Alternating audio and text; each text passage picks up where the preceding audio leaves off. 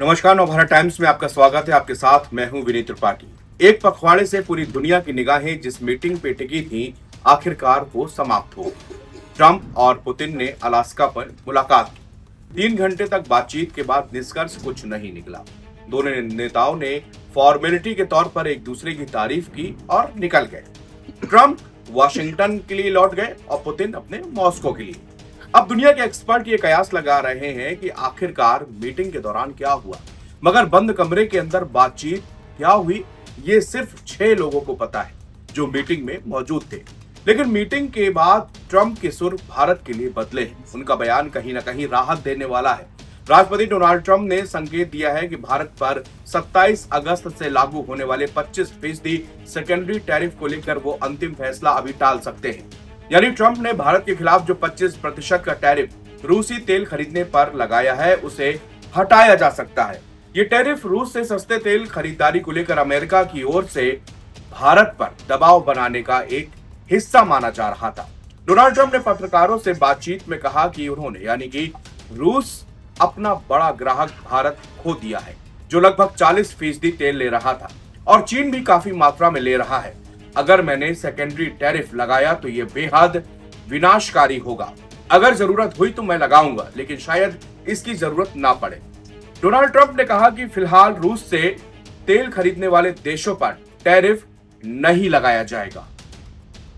इसके अलावा Donald Trump ने कहा कि उन्हें रूसी तेल खरीदने वाले चीन जैसे देशों पर तत्काल टैरिफ लगाने पर भी विचार करने की आवश्यकता नहीं समझते हैं, लेकिन 2 या 3 हफ्तों में ऐसा करना पड़ सकता है।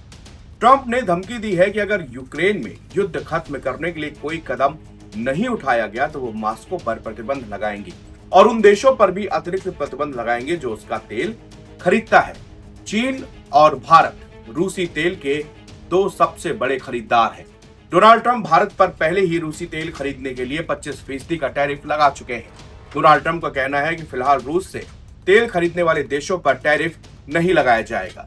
पुतिन से मुलाकात के बाद अमेरिकी राष्ट्रपति डोनाल्ड ट्रंप का कहना है कि रूसी तेल खरीदारों पर टैरिफ लगाने की फिलहाल अभी मैं कोई आवश्यकता नहीं समझ रहा हूं। आपको बता दें कि भारत फिलहाल रूस से रियायती दरों पर कच्चा तेल खरीद रहा है, जिससे उसकी ऊर्जा की जरूरतें पूरी हो रही हैं और चालू खाते का घाटा भी नियंत्रित है। डोनाल्ड ट्रंप ने हालिया दिनों में रूसी तेल खरीदने को लेकर भारत को कड़ी चेतावनी दी थी और उन्होंने पिछले दिनों भारत पर 25% का टैरिफ और 25% जुर्माना ठोकने के लिए कह दिया था, जो कि 27 अगस्त से लागू होना था।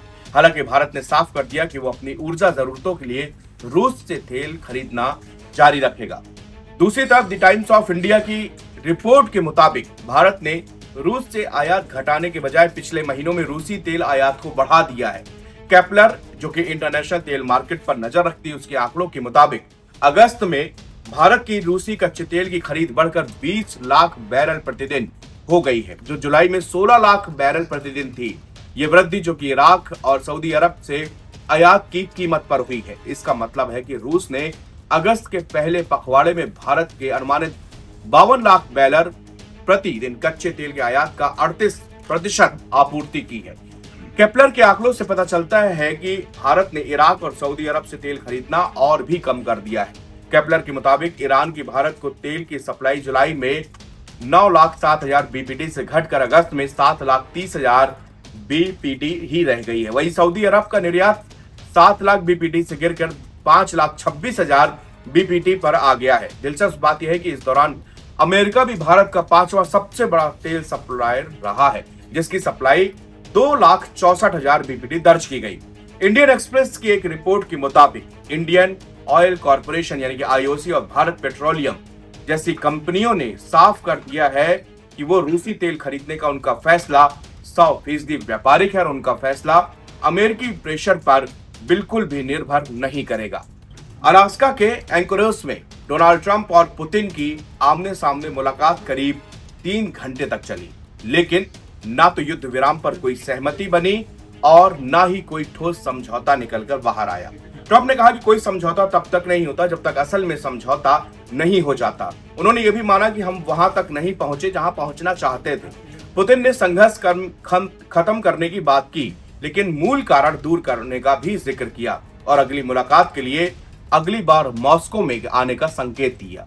संयुक्त बयान जारी किया गया, लेकिन दोनों नेताओं ने पत्रकारों के सवाल नहीं दिए। बातचीत 1-on-1 सिर्फ दो नेताओं की बातचीत से बढ़कर 3-on-3 यानी कि दोनों नेताओं के साथ दो सलाहकारों के बीच हुई।